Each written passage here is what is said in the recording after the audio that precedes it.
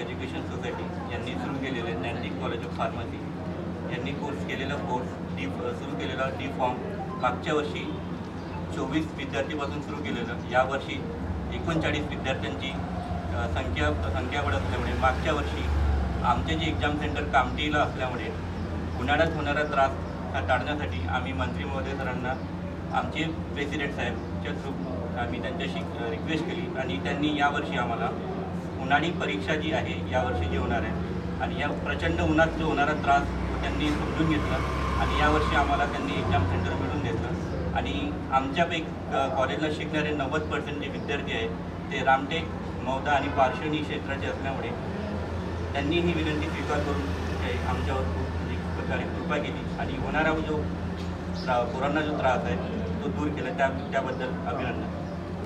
Gyandeep education society मार्फत Gyandeep college of pharmacy Ramtek येथे शैक्षणिक क्षेत्रात प्रगती व्हावी म्हणून मागील वर्षी रामटेकच्या ज्ञानदीप शिक्षण संस्थेमार्फत फार्मसी कॉलेज सुरू करण्यात आलं आणि मागच्या वर्षी 20 विद्यार्थी आणि यावर्षी 40 विद्यार्थी शिक्षण घेत आहेत।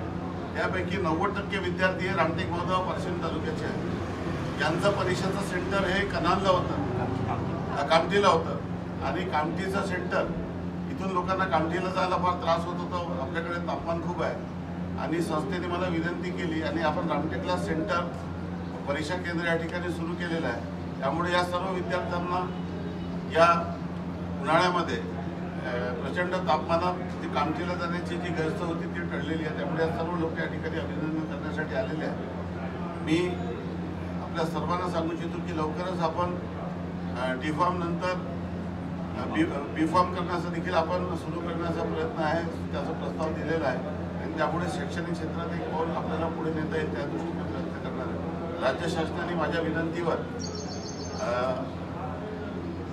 एकदम वेळेवर मी विनंती केली तरी देखील राज्य सरकारच्या मंत्र्यांनी माझी विनंती मान्य केली, त्यासाठी मी या विभागाच्या मंत्री महोदयाचे आभार मानतो आणि शिक्षण संस्थेच्या लोकांनी या विद्यार्थ्यांची गैरसोय टाळण्यासाठी माझ्याकडे ही बाब माझ्या लक्षात आणून दिली, त्यासाठी मी त्यांचाही आभारी आहे। धन्यवाद। जय हिंद, जय महाराष्ट्र सर्व विद्यार्थ्यांना।